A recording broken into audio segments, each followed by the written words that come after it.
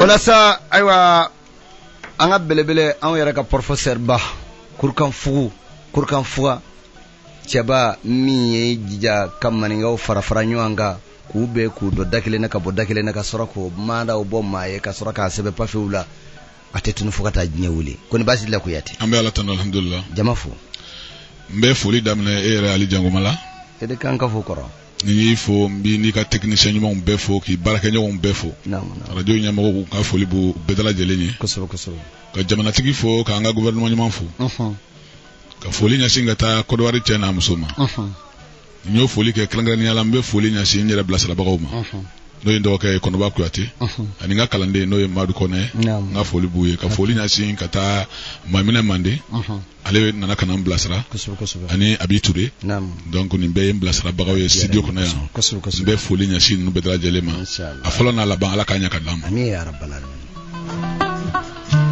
106 point lamɛnbaaw ne de ye Jigiba Kuyate maa minnu bɛ Jigiba Kuyate tɔgɔmɛ n'olu t'a dɔn u k'a dɔn k'a fɔ ne de ye Jigiba Kuyate wa Jigiba Kuyate ye sɔma de Ala yɛrɛ de y'a sɔn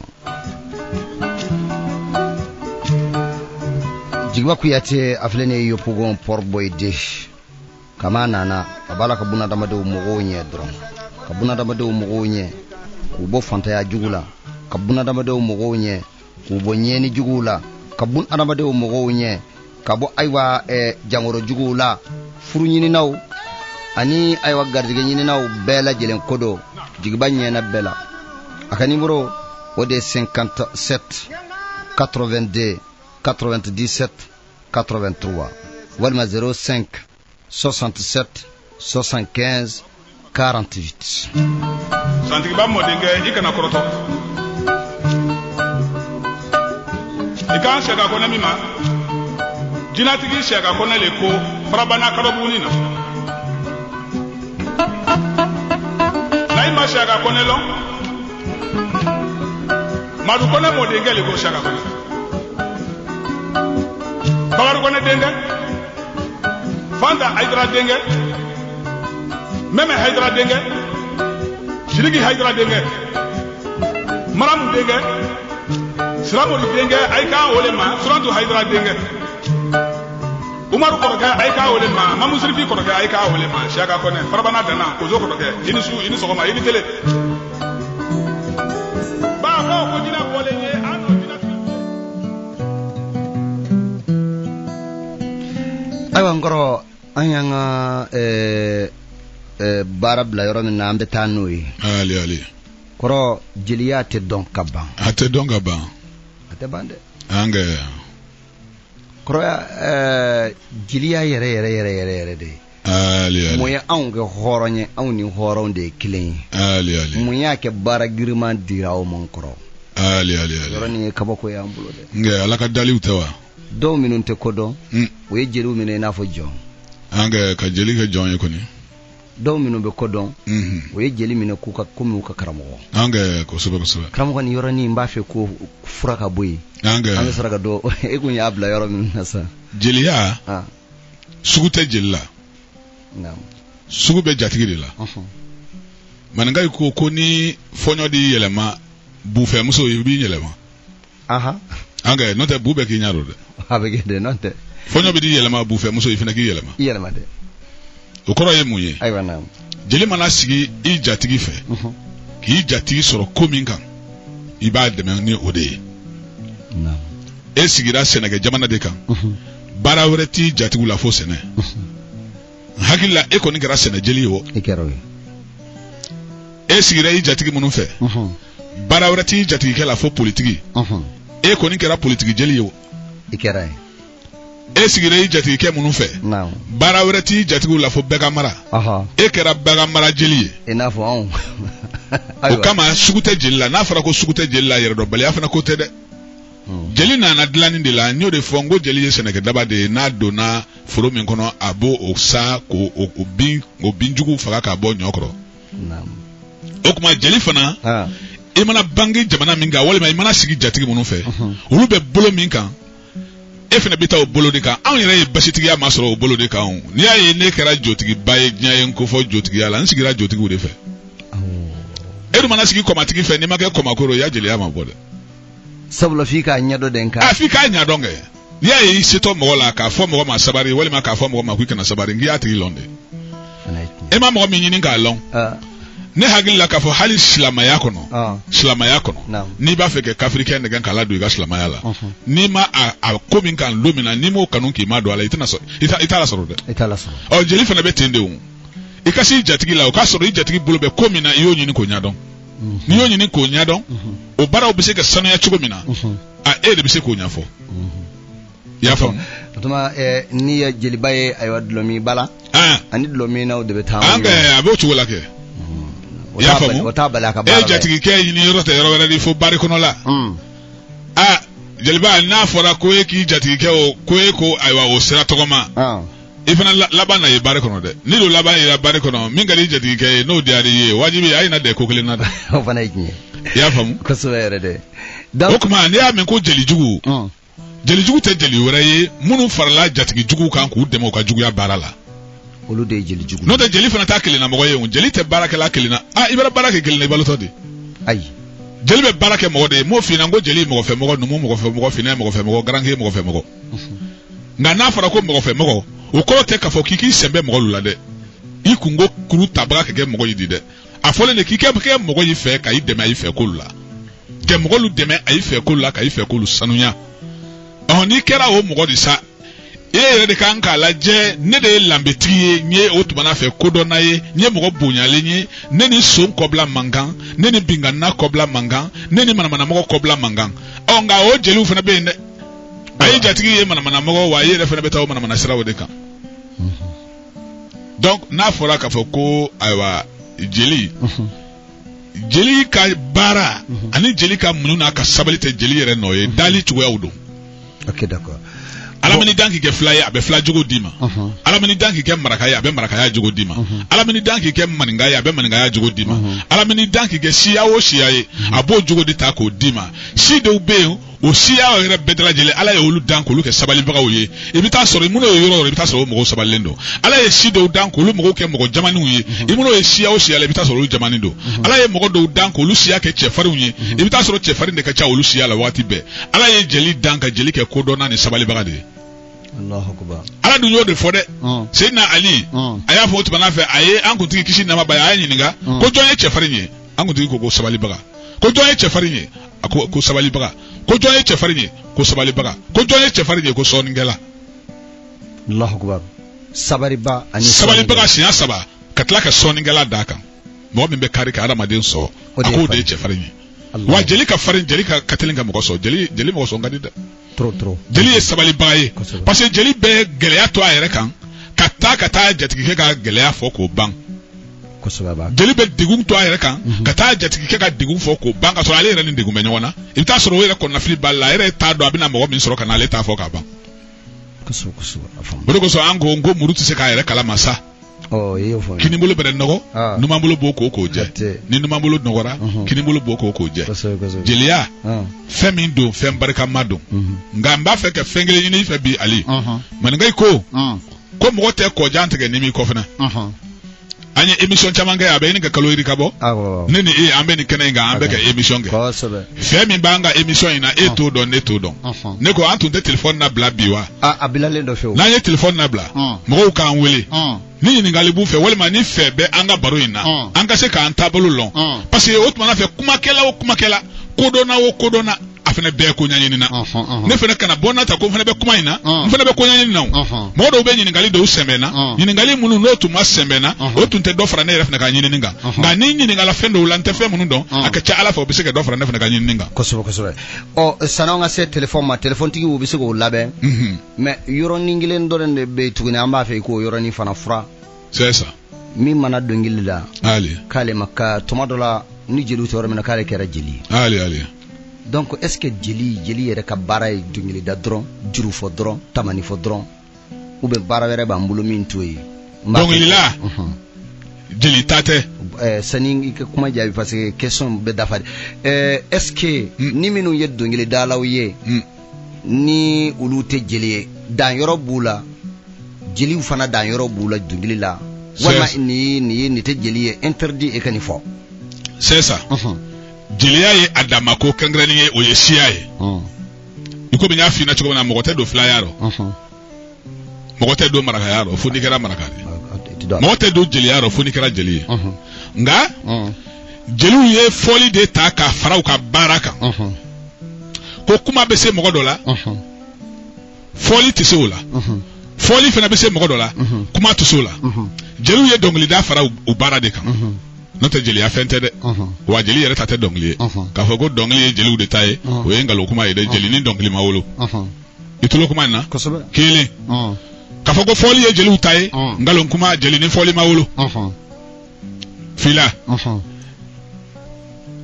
tariku bo mi fleni o ye jeli taye ka tariku bo ani ka kolon ka kolamara o ye jeli ka bara ye jatigi a bara ka cha ko krosima ni aye ala nga gouvernement na jama chaya u be mo do uta ko secrétaire ko ay mana tame fe munun ga olu ko sebe ko bla wala sa ay kana jina ya ketaluko londoro secrétaire le betla kay hakilla jiga ay ga ko tamele ni ay ko na toila ay no munu fokorole ani ay no min bulula ko na tokela secrétaire de ben besebe ke I hakilla jiga la dondola folo secrétaire tuntay secrétaire wol tere jeli le tumbe ko la mara jatigi no kuma mi fo ko ni beke ani jatigi no mi fo ko ni kele jeli le tumbe no na mara o la mara baga o le to tere ko jeli Allahu akbar ya famu maniga no le fo maniga kando ko ni mi fo da mande ko le keto mande ko ni mi kera mande ko le be fo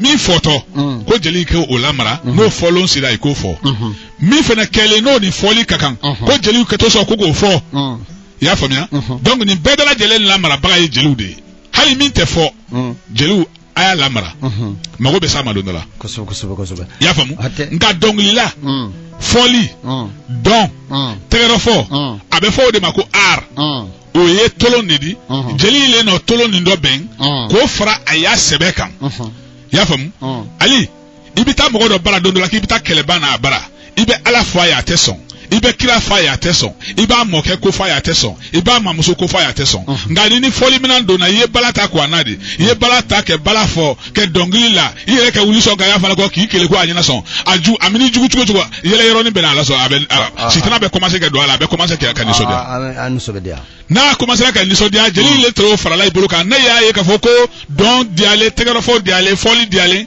ay na le bara min kama o yai konon ay na kunta dondi ay na kunta tegaro fo ay na kunta foli di ga itu menin ke jatigi ke negen kala sewa abe fitina mi do ka taka bo fitina ko no ay bi toro sa ya fo to ki profiter aya don aya dongli ko no ka sew ka ay maguna mfo jatigi lu fena to me so mikro Allahu akbar ya fam on ga mo do fena be tabala fo ikwa dunu fo ikwa tama fo fena te so ma o te so ita fota ma abada nga ni aso amoke uke wale koro ana fa na ba uke wale koro bi kono ni da do le koro te abaga be fa ya famu dongli se jatigi dola don te sola don se jatigi do fanala dongli te sola foli se jatigi dola don te sola don se jatigi dola foli te sola tariku se jatigi dola foli te sola abochola donc ni o don ka foko aramade ele la bena jatigu fe ko eke to aninyote ka aninyote fo ka ban eke to aninyote ka aninyote la ben o kuma na fe ele fena kan ki la ben sisa ka material nyini material mbese ka to ibise ki ka bara o ke ka se adana jatigu kana se ka ibulo bali chugo mina ya famu jelu ye dongli da fara ubulo kan ka foli fara ubulo kan ka don fara ay bulo kan ke toro fo fara ay bulo kan ke comedy yere fara ubulo kan ya ye mo be jeli ke mana mo ye jeli te mana mo ye de jeli ye comédien ya ta ko fara bulukan wala sa ke jatigu ni sodia imana ta jatigi ke bara imana ta soro hamini sigilendo imana ta soro hamina ko bakan toro nan ko bakan ibe bara o ke wala make kuma ufo munu be se ka to jatigi ke be ni sodia ka yele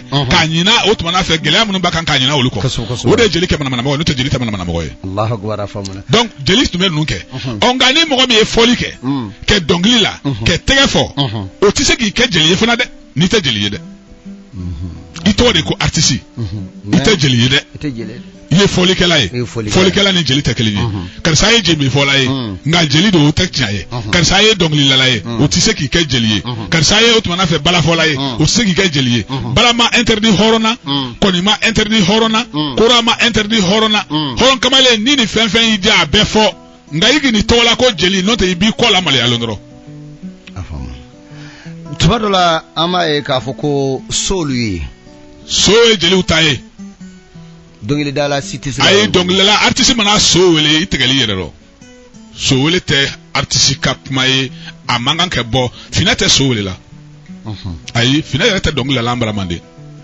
fina mana dongile la iburi ki boanya fina bere dongile la ibesa na so fina bili dongile la ki to butiki ko ya butiki beti oh na so fina tunte dongile la na ibara fina taye kuma la menadi jeli lu kerefe ni jeli tayro mi lo fina kamara tumbe darota abete lo jatigi lu dala ya fo tuma fa abe daro fo na ye daro fo abe kuma jatigi lu baso abetinde ambara fina te so le te dongli la ibra dongli la anti sofna ambi gbanki bo anya kana ka fina muso bo anga kana ka ikana dongli la na o ima ali se go abetinde ay fina te dongli la ambara mande ali se go abetinde fina te dongli la ambara mande wa ite tarugo bo jeli kamara lo le na abada ambara mande nganta ro wada mande wayi do bala men ko fina ya dabina le ne bara mande ibere fina ye ro mande ngale ibise ko wasigi ro wada le fina mande nga garanke mande nga ya fo otuma na fe numu mande nga otuma na fe jeli mande nga mande no ni ndo benke ni ke tondi ko mo wore tese ke do ndo fo nundama afam vraiment be minyi na yaso yo famia ikuyati ala so yiso donc na fora do so sorry yo fola ni tonti kamara nu tumbora kwa keleke yero na yi wara keleke yero na fara ko kele bana ko jatigu kan ga segin kana tontigi lu boto kele kele kai segin to kana bebi ka soke kan o kuma na fe doy muso kondo fille ne ke tole ne kele kele ba ban ke be segin wa ne denga wale kele kele abe segin wa ate segin wa nto lon o tuma na fe ne fa wale kele kele abe segin wa ate segin wa nto lon lu do be na ka jeli lu be na ka jeli travel nu ka jeli ya fo to fe keita ina ka jeli aywa turo nu beni ka jeli o kuma na fe o jeli kamale wo do tumbe bo ani jeli musolu kana kini jo ke sira laje nu to ka solu kumboto e tuma mina ay be so ke sole ko solu yo sama jimi c'est-à-dire ko so kumbole fleni sori yo atme bo jeli udida ay mo wala mangan ka so sole ni yo wuli tegali yerero wallahi billahi ambara mande horon kamale tiseki loki ba fo idala ko so ngo ale an fe mande ngo jeli kamale sobe jeli muso sobe so sugo kelente kasimadi be laji bala fasa min dai bolo yani o la kasimadi be so mi wole o ye jeli kamale soye ito men jeli muso fana da ambara jeli muso fana be so mi wole ito men jeli kamale nda jeli ko abale bana se dong la chuchugo so doye ito lala jeli kamale sobe wa ni ba la fene ba fo ka la kan ko sori yo jeli kamale sori yo ya famia sori yo sana jeli muso ka sobe jeli kai ka sobe ni horo muso yo ta ko wele itegali yere do ibiri yere lagosi horon kamale mo do ta ko wele itegali yere do ibiri yere lagosi fune mata ko wele finet mangan ka so wele finet rete so fancy wele adafara ite dongli la vraiment am sradi mo mani alaka je abija kaw nawtlo bana yoro jani rasulullah kene de bawbulo sa ka barakada aw ka jilibaye no de jigiba ku yate ka nyiringali fana ke na de minabe mindo abo fa nyana na te mindo fana alhamdulillah abda faraka doni aka nyinilla wala sa numéro ye 21 24 0031 mugani kile mugani nani fu bi saba ani kile kene bawbulo ye Sano Chesa, Jigba Kuyate avec un numéro personnel de 57 82 97 83. Allô, allô. Allô, Amba somo bega gene. Alhamdulillah, doni bo radio la. Dumia. Oui, Dumia, oui, Dumia. Bismillah Dumia, kene bi bulo eni Kuyate be nyon. Je vais vous dire Jigba la. Itlo bala Kuyate. Comme à Rafota Ntlo bala. Allez. Vraiment mɔgɔ min jeliya ko lɔ e se ka dɔ fɔ a kan bon jigiba yɛrɛ ne ka se ka ne kɔrɔcɛ ne ye dumiya ye mais e bɛ se ka ne kɔrɔcɛ i fa kɛ kabinɛ Awo kosɛbɛ. Voilà ale terikɛ Funɛdirisa.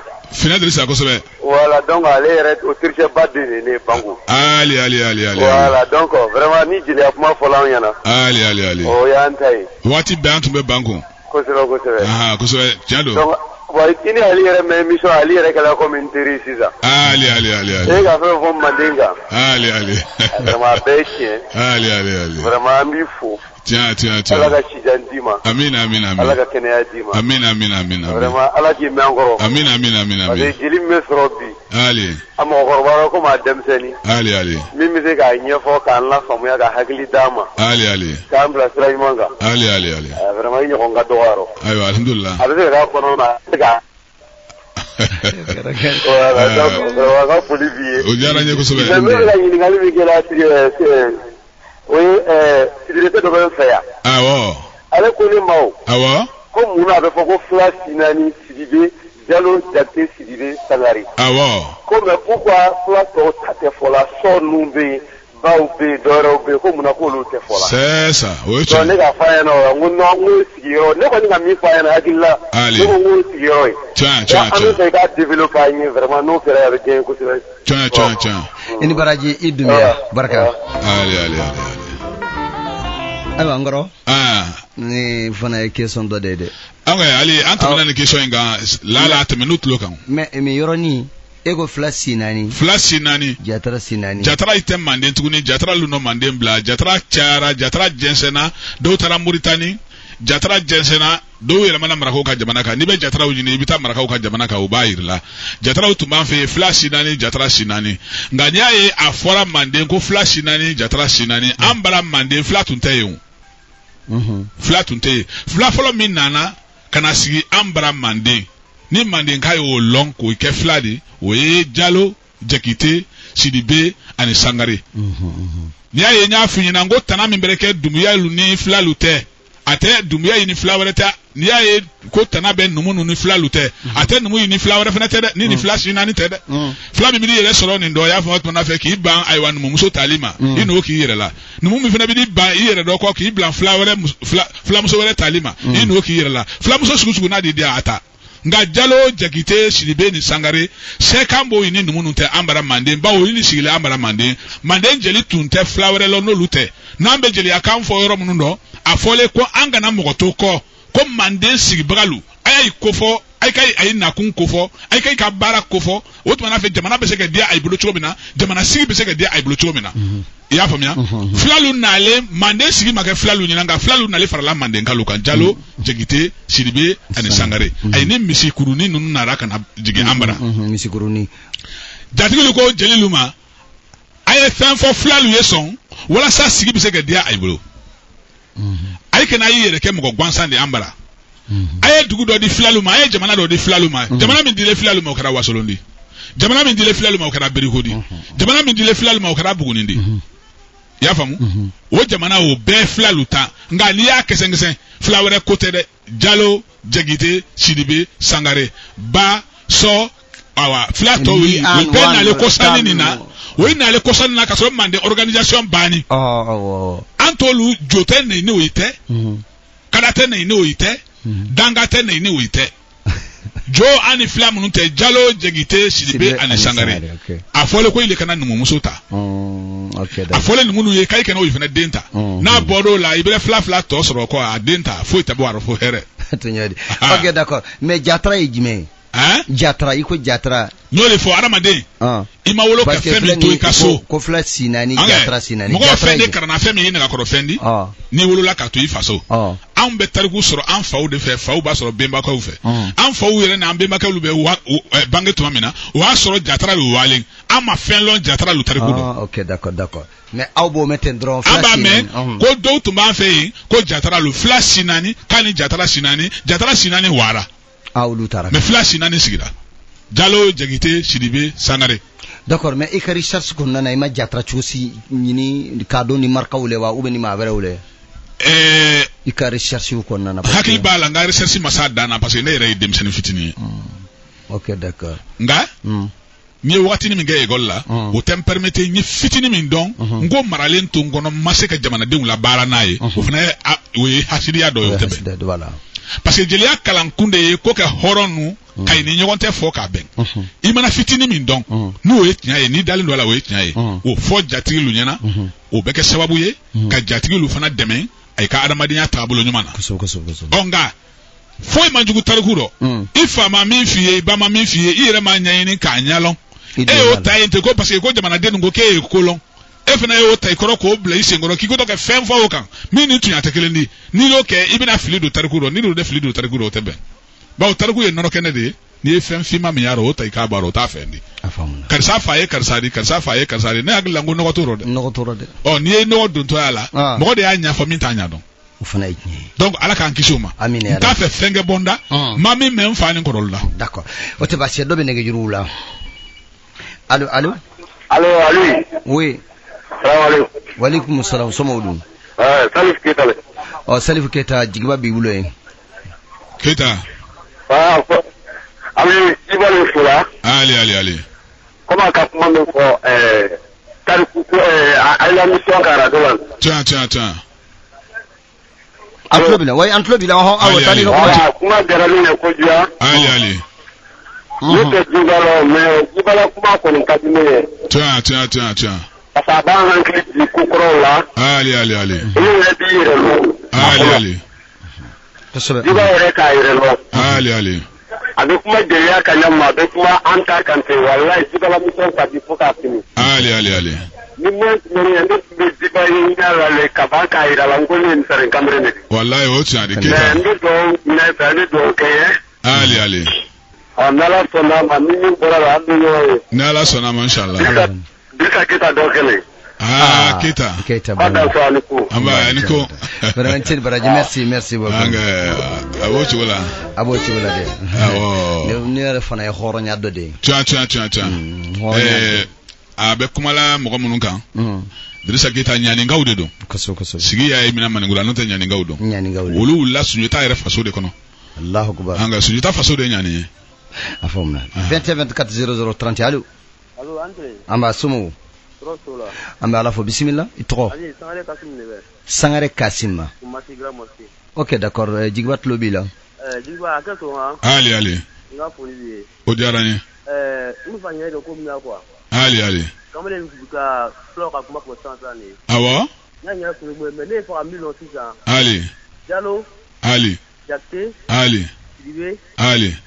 Ali voilà ok d'accord i b'a tigi a b'i jaabi c'est ça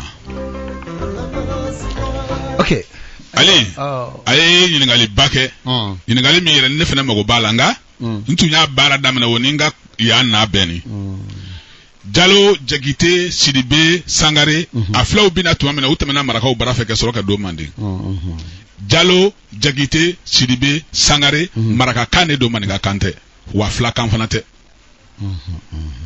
Jalo Jakite Sidibe Sangare n'an b'a kɔrɔ ɲini an b'a ɲini marakakan na marakakan de don filakan tɛ marakakan de don maninkakan tɛ marakakan de don kan wɛrɛ si tɛ Jalo Jakite Sidibe Sangare marakakan de don n'an b'a ɲini an b'a kɔrɔ ɲini marakalu fɛ yen nka ni ala sɔnna ma nin ye nako fɔlɔ ye mais ne la ko laban tɛna kɛ nin ye inshallah parce que n y'o de fɔ n ko an ka téléphone nabila pour que n fana ka se ka ko dɔn ni ala ka jɛ ko ɲɛfɔla o ko ɲɛfɔla i fana bɛ ko de ɲini k'a ɲɛ dɔn kosɛbɛ donc ayiwa ne ni olu bɛɛ an bɛna an kalifa marakaw la ni ala sɔnna ma ni n bɔra yan n bɛ don maraka jamana kan Jalo ni Jakite Sidibe ni Sangare a kɔrɔ ye min ye n bɛna ɲini maraka tarikutigiw fɛ parce que an bɛ ɲɔgɔn na ko lɔn kosɛbɛ ni ala ka jɛ inshallah a diyara n ye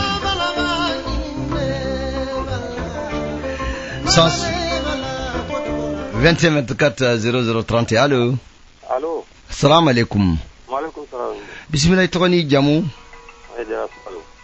Jarasuba amba bisimila tulo bɛ n bɛ fɛ ka lɔ ni Diko bɛ fila le parce que dɔw b'a fɔ ko Diko Mauritanien don d'accord bon d'accord ɲininkali ye jigiba de ta ye sa a b'i jaabi Aliyu an b'o to e bolo kɛ ya do o ɲininkali o ye ta ye o bon komi tarikitigi e de principal de donc on tɛ se k'an da don a la sisan maninka t'o fɔlɔ k'a kuma la ɲɛna ko namunamina tɛ fɛn lɔn Kodi?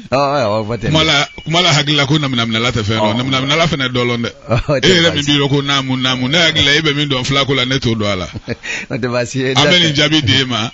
Ne tefendo ndigo ko la parce que anga tariku beda jalo ni jekte Sidibé ni Sangare. Ay ko ni ay nale ay ni jamu nale ambala. Ni sra di ambo jabi fitini. Jalo ni jekte Sidibé ni Sangare. Ay ne ya sana kunya nale. Kana ansoro mande. Ay ne ya jamu nale. Kana ansoro mande. Ay doni ko mande sa wi kawale mununke. Ani utlatla chugo mununa. Jamana kono hagila anyo obenya foya. Anyo emission ke ya. Ay femi ye jamu tonu isa. Soya nale chugo mina digo ya nale chugo mina ko ni mbe mande ko kande ni tem mande kono fenyi. Amoto flageli ubulo. Bon, mbe fitini jabala ka dodde emission ka. Dikola ka we sura ka ode. Flow kumbeta masina wati minuna ni ayfo yoro minuna ko ja. Nonte jaka koro ni masina bede. Bon, digisire de flow jigiro e folo. Bon, sura ka o che fayule. Bon, bara mandu ye foyi mandu ye kele anga kele ka bosi mawla. Ulu manu sigiro yoro. Antale itate de ni jigini ka muso yutaye de yutaye nafulu yutade ni mi mana juye bukete o soraka farkla ma o da fo de mako dikola kaw donc bo furu o donne lo ko so ibita kulba la kafe be dikko soray ali jawara la ka bita dikko soray bon flaw fana dikko beten donc labana ka kecce fari we donc farina dron de yuta bubar do galo ni aywa galo nguro ni galo nunu bora nunu de la dikko nana tende non te soraka korole ali kelebe bo mande u bange do na ka bo fe o astaghfirullah markaw ni flaw be bla nyom ni flaw yu yere refuser kana masina do minna dikko la ko ye kele de o do te flaw ye soraka wle ambe min do tini kuka hageta nyik tariki ede tayo kana ambla dalo de ko edi afo ngafo non tentafo ok d'accord anga tan téléphone 21 24 0031 ok ok allô oui salam alaikum. Je veux parler à l'émission. Oui, l'émission est ouverte pour vous. Vous êtes monsieur? Ok, il est parti. Ok, pas de problème. Ok, 21 24 0031 Allô? Oui. Ouais, salam alaikum. Wa alaikum salam. Ok.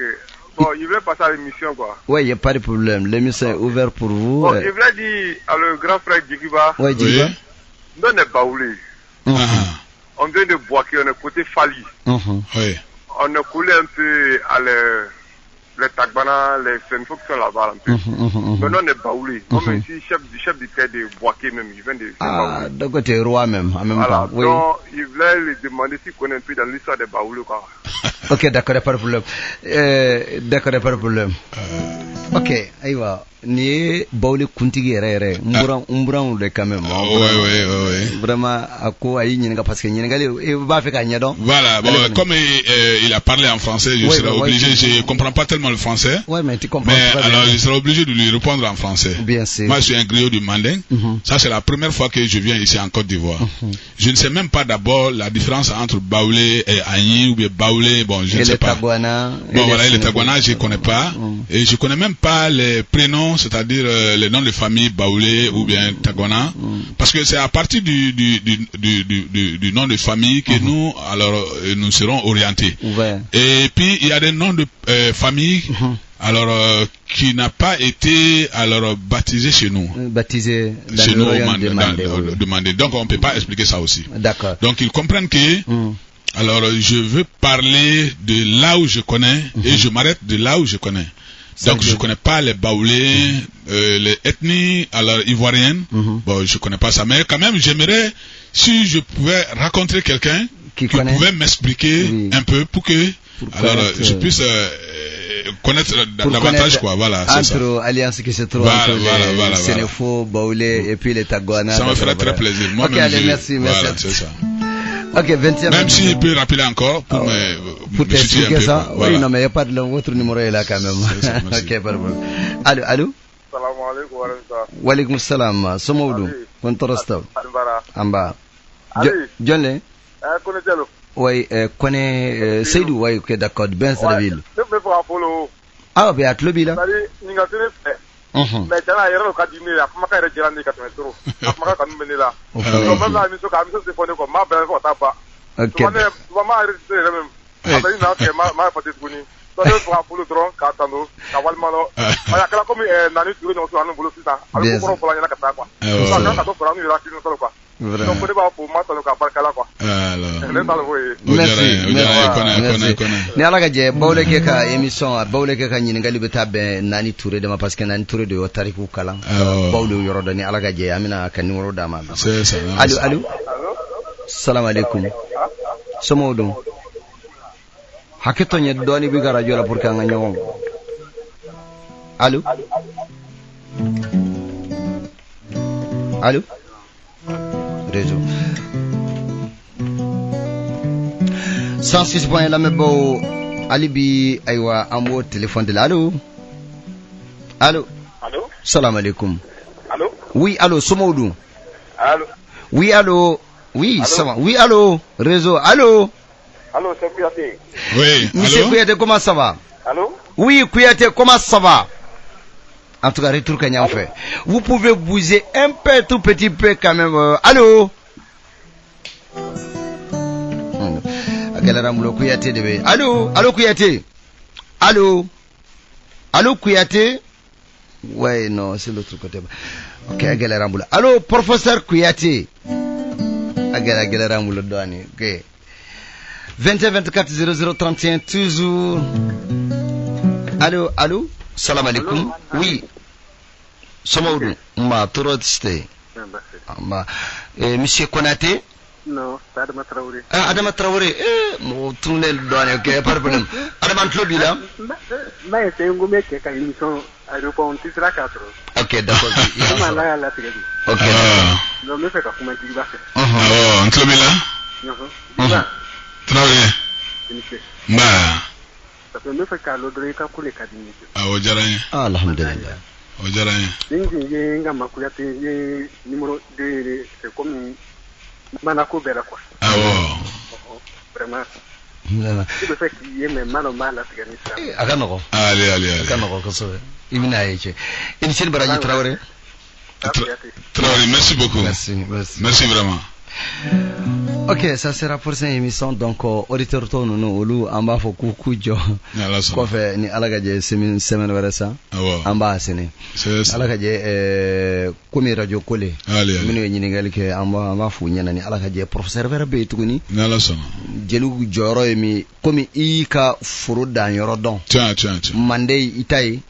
Mi manake mande yukala. C'est ça. Mais ni bora mande ita fe ki dado ala. C'est ça. Asura ka émission mais vraiment again c'est baraji ame bo jeli hukum na sambe ta era ka barala sa ali ando tawud la sa tiens aywa jigiba e kunyi frodo la ka ki kani mo mo kema flan doni okara e kunya ngane keme ma ke jama chara ja ka na fulo boka di moma adi kunyi mi ye abiko mi baba ko ka kuma ali munya dawma de pour ka do akanyi wal ma mani c'est ça mo taran nene ona soro vraiment koko ni afura yɛrɛ de ni c'est ça cɛw minnu te vitesse la o nana sɔrɔ n'u y'u ka fura yɛrɛ de tiens musow minnu y'a ta nafa minnu b'u la u y'a ye minɛ ayiwa dongo y'a dilan k'a bila 400 fura ma ban fura an ye a dilan 400 donc fura kɔni bɛ yen mais an ye promotion fɔlɔ min kɛ an ye promotion sigi ɲɔgɔn na siɲɛ 2 tarata kun 2 ka tugu ɲɔgɔn na ayiwa a ka ca ala fɛ jama caman taara an y'a fɔ k'a fɔ tarata tɛmɛlen o kun ye promotion laban ye ni an b'a di mɔgɔ ma fu ka taa o don masa ka na se bi ma mɔgɔ caman kɔni b'an wele ka foli k'an ye mɔgɔ caman fana bɛ taa u ta fura in ɲɔgɔn fɛ nka ali an ka baara dan to ye baara belebele caman b'an bolo bisimila i bɛ se k'o lakala n y'o de fɔ n ko n'i nana jamana kɔnɔ jamana dɛmɛ n b'a ɲini mɔgɔw fana fɛ u fana k'o kɔrɔbɔ alors ni kɔdimi bɛ mɔgɔ min na kɔnɔdimi b'i la ngolodimi b'i la senkurubadimi b'i la ayiwa dimi n kan tɛ bana sumalen ma dɛ dimi b'i kan i kaɲalen don kɛ lafiya nin waati kɔnɔ vraiment lafiya t'i kan fiyewu o fana paracetamol b'an bolo o paracetamol de i b'an wele i bɛ faransi wo i bɛ diɲɛ yɔrɔ o yɔrɔ n ka numéro diw ma u k'an wele n'u ye n wele ni ala sɔnna ma dimi bɛ se ka ta ka b'u kan o yɔrɔnin bɛɛ alors yanni an ka se ka bana fura tɔ ɲɛɲini. Attends kabako a ma se a tigi ka déplacer. ayi a ma se ka déplacer n wele dɔrɔn téléphone alors ni wele téléphone na nga numéro kan o ro bembe dimi nta ka boy campeu o kuma ni bara to bise ke tugo na kofe sa ano fonyo wonye pour que dimi kana se ka segen tugo ni blé rafiu o bara o ko nbe kofe na ka dimi ta ka boy ka o ron ne kro alors ni wele ni ala sona mo beke ni dimi bola dimi be bulla peu ibe nyaaro yoro ibe france ibe amerique ibe yoro ibe magawo ibe nyaaro yoro wele nga téléphone numéro inka dimi be ta ka boy ka o ron be o kuma ambe soro ke be bara to mo. Ok, d'accord. Nala sona inshallah. Metani numéro. Aywa, abije kaw nite ali janguma kuma kan ni jigba yere de. Ngolo dimi bato kana bla nyi dimi ko dimi kono dimi fasa dimi en tout cas douleur. No be yoro dodla no bala ki toro jigba ko kika wele téléphone na dron. Aka numéro wode 57 82 97 83 ou bien 05 67 75 48 57 82 87 83 ou bien 05 67 75 48 Mesegaka 57 82 97 83 ou bien 05 67 75 48. Ok. Akoroni kabawede. Kabako do me atebonya alama. Doni tigi ala de. Ali ni ntlaro la. Mo chama fana yen wele ka fo mbe yorom na no e quartier yopugo yen ko akajandu kun la doni koso chama mbe akadi oluye ukata katanga fleli korobo nga ala yake yoro kajan adoma barake jamana de do mo tisi donc alors mo ko nga frani no fana la nimbisi ka mo ko lajeli ke à distance donc anya ujetemna o fana ni keli kakan donc mo mo ba fait alors ki to yoro were ki ka lajelu ke ka jabi u dima angon be lajeli ke 2000 francs 2000 francs ya faut on a fait avec transférer à kara carte à kara transférer voilà obeke donc ambika lajelu ke nani ka lajelu ke ni fe mu mbora kono ambo finina sarakati mu ni aboli kaka ere wa obe finina mais minti se ka nya fi ofu ka segin kana onyere ma wajibi ya ambo fana finina voilà donc ambo fana information di mogoma okro ko ni mami e recharge ke ni mami aywa fon recharge ke 2000 francs voilà abo welili ka fo jigiba ne de ya blakana c'est ça donc ba ntoko de ni njamu de ni okuma awa ni lajeli min ka obeki na la sonama d'accord inshallah ni foli kan ka bo yoro jana ni aywa bon ati ko ma ka quartier de be abe abidjan vraiment ko ka bi fo ki wali nyimodo ki tanu dante tanu minu na few ko vraiment ebe bara minu na ye demiso chama la kunu ka jeliya sabati ale c'est way to ko ma ka ko mise kone griot kone peut-être ale fana jeliye donc on a kembe ka bara de fam ko lube bo korogo ni chene baraji vraiment merci beaucoup note bena ka boy sisa sawe la tru nafa yoroy ka damine a keller consent se ko ke parce que jama ka ci bulu wati dola oui jama ka cha ni weleli ke fana alors ni aye mbolo deguni fana soro mbo fino kana ki mabashi parce que anga priorité munumba usenta kata amagen olu e prioritaire oui donc ni anklara olu ka barala walma no olu ka bara be mimbisi ka to anga anto o ka barala ka eta ke anse fe amsugo ke mais au cas contraire na ya mbolo deguni soro fana alors ambo fana fina ni ala sonama parce que bara suga chama ne be alors ambe munke mowe ala siso formula fe o koroko kata ayiri bowni aywa banafrawni aywa kata hamina ko kosoba jigba perembo kamani ala inshallah ina kun yere di yoyeme na ala sona inshallah basisto inshallah komi jelia itafe jelia ka bensangani watibe ay nyo de fongo jelia mbarado ngolo la kono mona kono jeli be se ki dogo jeli ala fo kuyate jeli e bala fo ro ko kuyate mo ina fi ma ko jeli ba agoni ino me ko so were de o kama iki ta ke ise fe ko wole kausa o kausa de suno mbalo la yin nga furakeli ani nga bara tabulu no donc nga ate jeli abalde atabali te jeli abali. Ok, d'accord. Jigiba vraiment mbi fo ki wali nyima don. Mba fo auditeur wu nyana en tout cas usiki ubisaka to semaine wéré. Ambe téléphone continuer ni alaka jaye. Inshallah. Ni alaka jaye inshallah. Mbi fo ki wali nyima do binteni senga bere kanye ko sobe parce que ya fo yere. Keso minu yitaye. Donc jigiba ibina mawko ni ka bara yor la ka maw bismillah dongo fana kera don jimeni. Mbe bara ke dombe fona kara juma don sogoma dani. Ka bo wakati la foka da se juma jigima. Ni juma jigina la yidu munun be mbolo kana mogo kunu ka furaw no fe ani mogo kunu ka bara fe no fe ka damna juma jigi wato ma sa foka ta se suma mbo bara donc ni ya déterminer pratiquement la fia don kelen système mbe bara ke dombe de 7h de 8h ou bien 9h be sigi de 9h à 23h au ben songa bara ke là de 9h à 23h. Ah, et tu as fait. Donc, à la suite, nga gwado muso be abena da kuna kale foli di. Ote basi adama. Awa kature. OK, oui, asira na micro. OK. Mani OK, donc schéma de la basinila. Nyalo be micro la kuma be de lentala. Okuma amba wasa do konoba la sa. Ona uka foli la se. OK, te basi. Awa konoba oui. Voilà. Ali jamoma namu nga foli be bela de ligne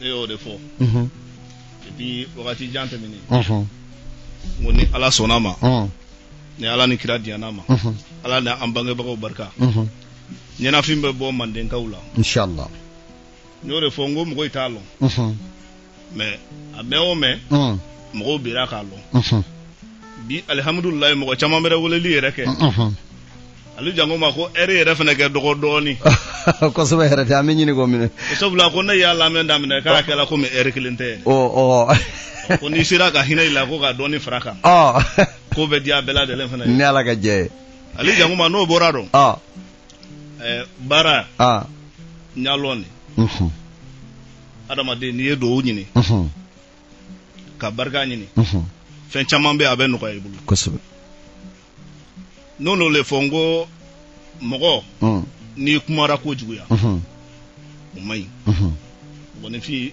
ikatu ala tama ambe jeliba min ko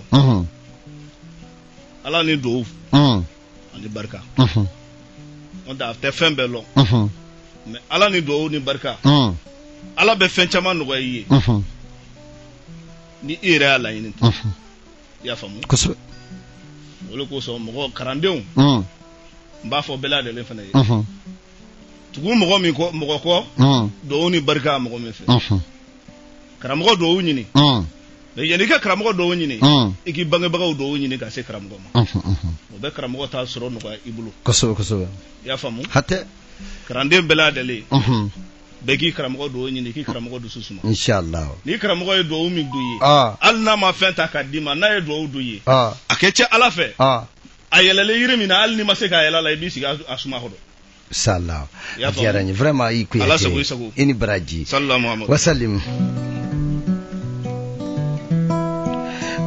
awni baraji ay waji ba ko yatega numéro 58 82 97 83 ou bien 05 67 75 48